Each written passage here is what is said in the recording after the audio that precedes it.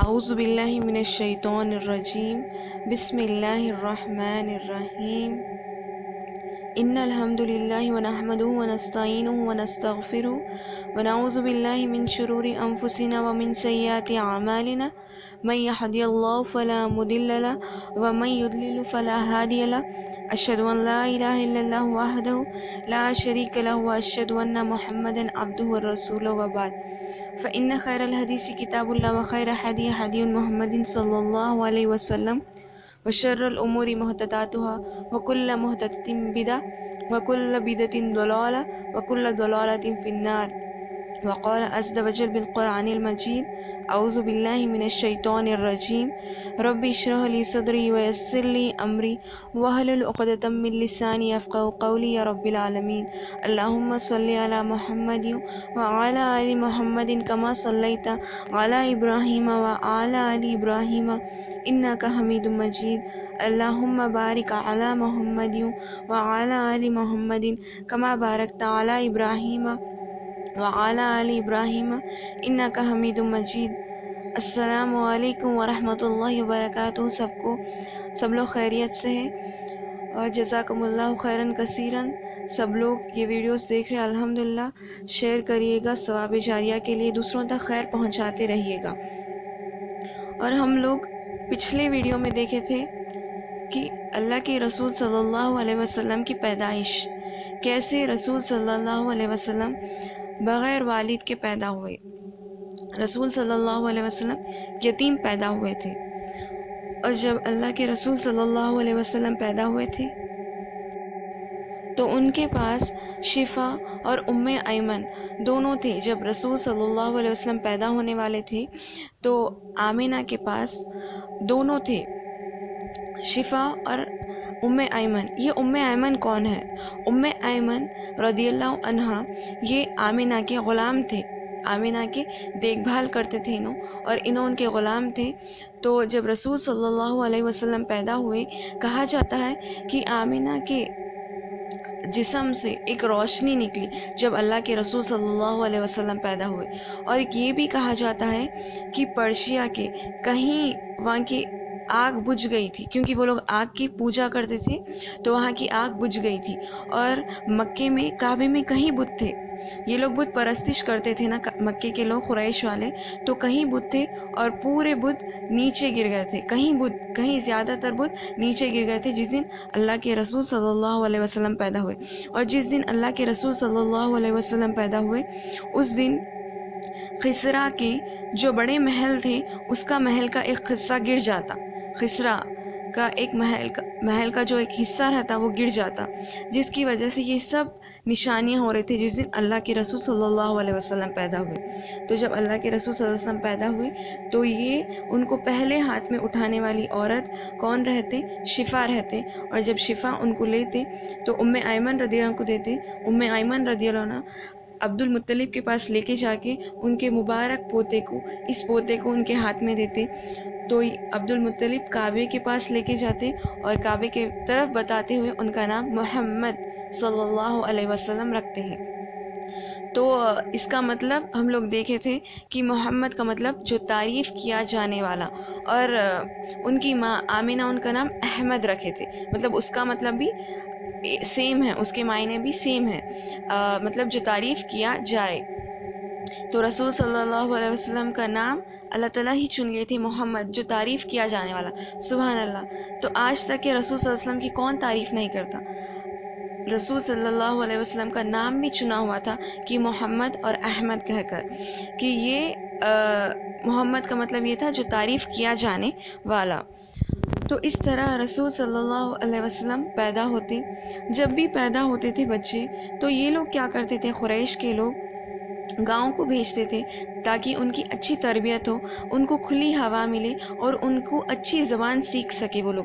کیونکہ جو قریش میں جو یہ شہر تھا تو یہاں پہ لوگ اچھی بات نہیں کرتے، ماحول اچھا نہیں رہتا، تو یہ لوگ کیا کرتے تھے، جب بچہ پیدا ہوتا تھا تو پیدا ہوتے ہی گاؤں کو بھیجتے تھے تاکہ وہاں کے جو دائیاں رہتے ان کو رضاعت کی مدت پوری کرتے تھے اور ان کو اچھی فصیح زبان سکھاتے تھے. وہاں کی کھلی اور تازی ہوا میں بچوں کی اچھی پرورش کے لیے یہ لوگ کیا کرتے تھے، شہر کے لوگ، مکے کے لوگ گاؤں کو بھیجتے تھے. تو اس طرح جس دن رسول صلی اللہ علیہ وسلم پیدا ہوتے تو گاؤں کے بنو سعد کی اور وہاں کے قبیلے کی کچھ عورتیں آتی بچوں کو لے کے جانے کے لیے.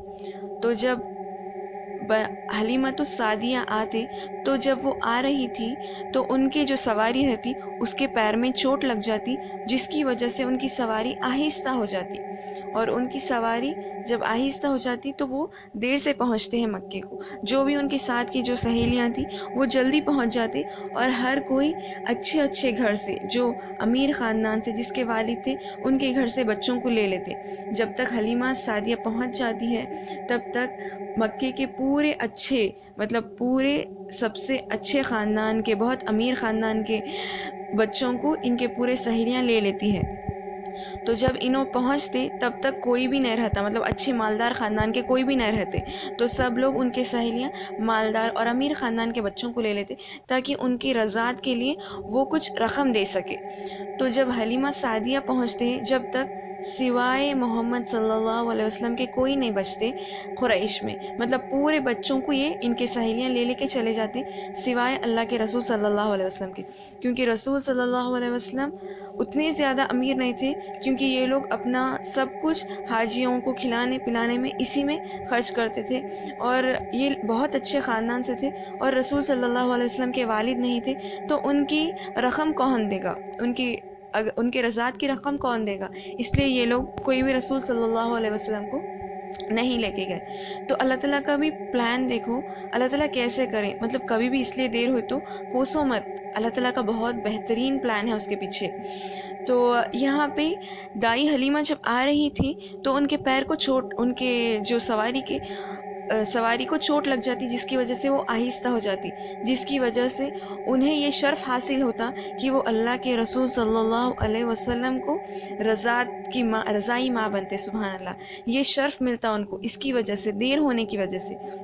اس لیے کبھی دیر ہو جائے تو کوسیے گا مت، اللہ تعالیٰ کا بہت بہترین پلان رہتا اس کے پیچھے. تو اس طرح جب دائی حلیمہ پہنچ جاتے تو وہ دیکھتی ہیں کہ سوائے اللہ کے رسول صلی اللہ علیہ وسلم کے کوئی بچہ نہیں بچا ہے.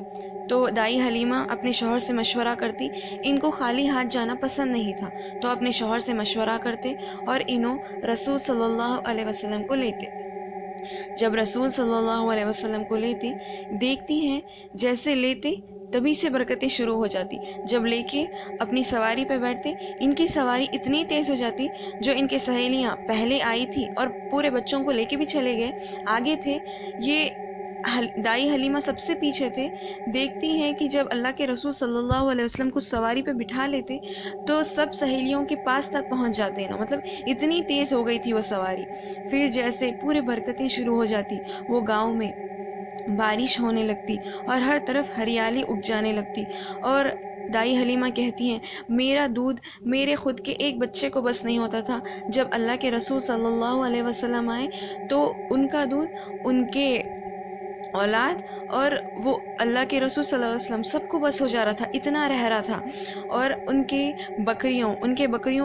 ان کے پاس بکریاں تھیں اور ان کے بکریوں کے تھن میں دودھ نہیں تھا. تو جیسے اللہ کے رسول صلی اللہ علیہ وسلم کی مبارک آمد سے ان کے پورے بکریوں کے تھن میں دودھ آنے لگا، جس سے کہ ان کے پورے گھر کے برتن بھی بھر جاتے، وہ خود بھی پیٹ بھر پیتے، پھر بھی بکریوں کے تھن میں دودھ اور بھی زیادہ آتا تھا. مطلب اتنے برکتیں تھیں اور ہر طرف ہریالی. یہ اللہ کے رسول صلی اللہ علیہ وسلم کی آمد کی مبارک چیزیں وہ دیکھ رہی تھی. اور یہ خاص چیزیں اللہ کے رسول صلی اللہ علیہ وسلم کے اندر وہ ہمیشہ غور کرتی تھی. جب بھی دائی حلیمہ اللہ کے رسول صلی اللہ علیہ وسلم کو کپڑے پہنانے کے لیے، نہلانے کے لیے جب کپڑے اتارتی تھی تو اللہ کے رسول صلی اللہ علیہ وسلم اتنا روتے تھے جب تک کہ انہیں واپس کپڑے پہنا دیا نہ جائے. مطلب جب تک وہ روتے تھے جب تک انہیں کپڑے پہنا نہ دیے جائے. اس کے بعد جب بھی اللہ کے رسول صلی اللہ علیہ وسلم سو جایا کرتے تھے تو ہمیشہ اپنی انگلی، اپنی تشہد کی انگلی اوپر آسمان کی طرف کرتے تھے اور وہ نیند میں چلے جاتے تھے. مطلب اتنے مبارک تھے اللہ کے رسول صلی اللہ علیہ وسلم. جیسے بڑے ہونے لگے تو ان کے پاس ایک یہ رول تھا کہ ہر 6 مہینے کو وہ لا کے اپنے والدین سے ملاتے تھے. مطلب گاؤں سے لا کے بچوں کو اپنے والدین سے ملایا کرتے تھے. تو اس طرح دائی حلیمہ کیا کرتے، ہر 6 مہینے کو اپنے ان کے والدین کو لا کے ملاتے رہتے. اس کے بعد جب اللہ کے رسول صلی اللہ علیہ وسلم تھوڑی عمر کو پہنچ جاتے، جب وہ کھیلنے کودنے لگتے، مطلب 2 سال کی رضاعت کی مدت ہو جاتی، تو اب ان کے جب محمد صلی اللہ علیہ وسلم کو واپس دے دینے کا رہتا. لیکن دائی حلیمہ کیا کرتے، یہ مبارک جو یہ برکتیں ہیں یہ جانے نہیں دینا چاہ رہی تھی. اس لیے انہوں کیا کرتے، کچھ بہانے بناتے کہ جب کے وقت یہ ہوتا کہ مکے میں کچھ وبا پھیل کے رہتی، تو انہوں بتاتے کہ دائی حلیمہ آمنہ کو سمجھاتے، دیکھو میں نہیں چاہتی اس بچے کو کوئی بیماری پہنچ جائے، تو اچھا ہوگا کہ جب تک یہ بیماری چلے نہ جائے اللہ کے رسول صلی اللہ علیہ وسلم مطلب محمد صلی اللہ علیہ وسلم میرے ساتھ رہے. تو بہت مناتے دائی حلیمہ آمنہ کو، جس کی وجہ سے آمنہ کا بھی دل، کون سی ماں نہیں چاہتی ہے کہ اپنا بچہ حفاظت میں رہے، تو آمنہ بھیج دیتے ان کو. تو رسول صلی اللہ علیہ وسلم اس طرح دائی حلیمہ کے ساتھ پھر سے لے کے چلے جاتے ہیں. جب اللہ کے رسول صلی اللہ علیہ وسلم کچھ سال ہو جاتے تو انہوں جب کھیلنے کودنے کی عمر آ جاتی، جب یہ ہوتا کہ سب بچے جیسے تھے محمد صلی اللہ علیہ وسلم ویسے نہیں تھے. محمد صلی اللہ علیہ وسلم بہت خاموش تھے، ہر چیز آرام سے کرتے تھے، خاموشی سے کرتے تھے، دوسرے بچوں کے جیسا لڑائی جھگڑا نہیں کرتے تھے، بہت خاموش تھے. اور یہ بتانا تھا میرے کو کہ جب محمد ابلیس جو شیطان ہے وہ بہت زیادہ غصہ ہوا. وہ بہت زیادہ غصہ کب ہوا؟ 4 وقت تھے جب ابلیس بہت زیادہ غصہ ہو گیا. وہ 4 وقت کیا تھے؟ ایک، جب اس کو اللہ تعالیٰ لعنت کرے تھے. دوسرا، مطلب اس کے چہرے سے غصہ نظر آ رہا تھا، اتنا غصے میں آ گیا تھا وہ. تو ایک، جب اللہ تعالیٰ اس کو لعنت کرے. دوسرا، جب اللہ تعالیٰ اس کو جنت سے نکال دیے. تیسرا، جب محمد صلی اللہ علیہ وسلم کی مبارک پیدائش ہوئی. اور چوتھا، سورہ فاتحہ نازل ہوا، جو ہم لوگ بار بار نماز میں پڑھتے ہیں نا سورہ فاتحہ، وہ جب نازل ہوا. تو یہ جب 4 چیزیں ہوئیں تو ابلیس بہت غصے میں آ گیا تھا، بہت غصہ کر رہا تھا، اس کے چہرے سے غصہ نظر آ رہا تھا، اتنے غصے میں تھا وہ. تو اس طرح ابلیس 4 وقت بہت زیادہ غصے میں آ گیا تھا. تو اس لیے دیکھو سورہ فاتحہ کتنا اہم ہے، جس کی آمد کی وجہ سے، جس کے اترنے کی وجہ سے ابلیس اتنا غصہ ہو گیا. تو یہ سورہ فاتحہ بہت بڑا تحفہ ہے. اس کو شفا بھی کہا جاتا ہے، مطلب اس کو جب بھی بیمار ہو تو یہ سورہ پڑھ کے دم کر لیجیے گا، اس کو شفا بھی کہتے ہیں. اور اس کو اللہ تعالیٰ قرآن میں ہم نے آپ کو 7 بار دہرانے والے آیتیں نازل کی ہے، بلکہ اللہ تعالیٰ رسول صلی اللہ علیہ وسلم کو بتائے، مطلب یہ 7 بار دہرانے والی آیتیں ہیں. تو یہ 4 وقت ابلیس بہت زیادہ غصہ ہو گیا تھا. تو اب ہم لوگ دیکھ رہے ہیں کہ اللہ کے رسول صلی اللہ علیہ وسلم کیسے عمر کو، کیسے 4 سال کے عمر کے ہو جاتے، 4 سال کو پہنچ جاتے ہیں. جب ایک واقعہ یوں ہوتا ہے کہ فرشتے آتے ہیں سفید کپڑے میں، اور محمد صلی اللہ علیہ وسلم اور دائی حلیمہ کے بچے اور پورے گاؤں کے بچے کھیلتے رہتے. جب جبرائیل علیہ السلام آتے ہیں اور محمد صلی اللہ علیہ وسلم کو نیچے لیٹا دیتے ہیں، اور نیچے لیٹا کر ان کے کپڑے اتار کے ان کا سینہ شق کر دیتے ہیں، ان کا سینہ شق کر کے اور ان کا دل نکال دیتے ہیں، رسول صلی اللہ علیہ وسلم کا دل نکالتے ہیں، اور ایک برتن میں زمزم کے پانی سے محمد صلی اللہ علیہ وسلم کا دل دھوتے ہیں. اور ان کے رسول صلی اللہ علیہ وسلم فرماتے ہیں کہ ہم سب کے دلوں میں ایک کالا دھبا ہوتا ہے جس کی وجہ سے ہر کوئی حسد، جلن، کینہ، تکبر، فخر، غصہ ہو جاتے ہیں. تو یہ کالا دھبا محمد صلی اللہ علیہ وسلم کے دل سے نکال دیا گیا تھا، جس کی وجہ سے رسول صلی اللہ علیہ وسلم نے کبھی غصہ نہیں کیا. اور عائشہ رضی اللہ عنہ فرماتی ہیں کہ رسول صلی اللہ علیہ وسلم نے کبھی اپنے لیے بدلہ نہیں لیے. جب بھی اللہ تعالیٰ کے حکموں کو توڑتے تو وہ بدلہ لیتے تھے، لیکن اپنے نفس کے لیے، اپنے لیے محمد صلی اللہ علیہ وسلم کبھی بھی بدلہ نہیں لیے. تو یہ ان کا سینے کو ان کے دل کو دھو دیا جاتا، اور واپس ان کو پھر سے وہ واپس دل رکھ دیا جاتا اور سٹچنگ کر دیتے. آج ہم لوگ دیکھتے ہیں سرجریز میں سٹچنگ کرتے ہیں. 1400 سال پہلے رسول صلی اللہ علیہ وسلم کو سینے کو شق کر کے ان کا دل دھو کے پھر ان کے سینے میں واپس دل کو رکھ کے سٹچنگ کر دی. مطلب سبحان اللہ, یہ سب چیزیں ہم کو محمد صلی اللہ علیہ وسلم پہلے ہی بتا چکے ہیں. آج سائنس پروف کر رہی ہے. ہم کو سائنس کی پروف کی ضرورت نہیں ہے اللہ اور اس کے رسول صلی اللہ علیہ وسلم کے اوپر ایمان لانے کے لیے, ان کی باتوں کو سمجھنے کے لیے. تو خیر اس طرح محمد صلی اللہ علیہ وسلم کو سینے کو ان کے دل کو دھو دیا جاتا, جس کی وجہ سے رسول صلی اللہ علیہ وسلم کبھی اپنے لیے غصہ نہیں ہوئے تھے. تو جب یہ پورے بچے دیکھ رہے تھے, یہ بچے کیا کرتے, جلدی جا کے دائی حلیمہ کو بولتے کہ اے دائی حلیمہ, کسی نے رسول صلی اللہ علیہ وسلم کو قتل کر دیا ہے. سبحان اللہ. یہ سن کر دائی حلیمہ فوری بھاگتے ہوئے آتے, یہ محمد صلی اللہ علیہ وسلم بنو ہاشم کے ہیں, اگر ان کو کچھ بھی ہو گیا تو یہ بنو ہاشم کے لوگ ہمیں چھوڑیں گے نہیں کہہ کر جنگ ہو جاتی ہے. مطلب یہ لوگ, ہم دیکھے تھے کہ یہ لوگ کتنے قبیلے والے تھے, ان کے اونٹ کو بھی کچھ بھی ہو جاتا ہے, ان کی سواری کو, تو یہ کیسے جنگ کرنے لگتے. یہ تو رسول صلی اللہ علیہ وسلم, یہ تو اولاد ہے ان کی, تو یہ ان کو کچھ بھی ہو گیا تو یہ تو بنو سعد کو تباہ کر کے چلے جائیں گے. یہ پورا سوچتے ہوئے جب دائی حلیمہ آتے ہیں تو دیکھتے ہیں کہ رسول صلی اللہ علیہ وسلم آرام سے بیٹھے ہوئے تھے.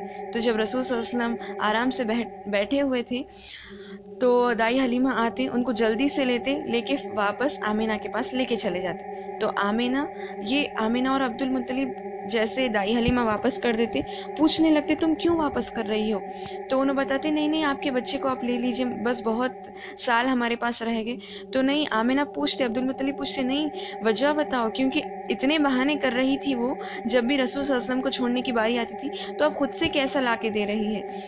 تو اس وجہ سے ان لوگوں کو شک ہوتا, وہ لوگ پوچھتے رہتے, اتنا پوچھتے جب تک دائی حلیمہ یہ بتا دیتے کہ دیکھو یہ پورا واقعہ ہوا, اور پورے واقعے کو یہ آمینہ اور عبد المطلب کو بتا دیتی ہے. جب بتا دیتی ہے تو آمینہ اپنے بچے کو اپنے پاس واپس لے لیتی ہے, اور آمینہ جب سے اپنے ساتھ محمد صلی اللہ علیہ وسلم کو رکھ لیتی ہے. تو اس طرح آگے دیکھیں گے کہ کیسے محمد صلی اللہ علیہ وسلم آمینہ کے ساتھ تھے.